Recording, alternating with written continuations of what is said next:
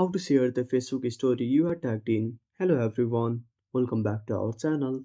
So let's dive right in without wasting any time. Also make sure to watch this video till the end. First of all, open a Facebook on a device. Now go to notifications. Now open up the tagged you in a story notification. Now at the bottom menu, you will find an option for add this to your story. Now simply tap on it.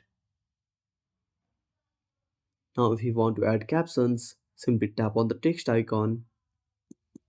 Now add a caption. You can also add stickers and musics. Tap on the music icon. Now select the music and tap on share once you're done. And that's it. Thanks for watching. Make sure to subscribe our channel and hit the bell icon. See you in the next video.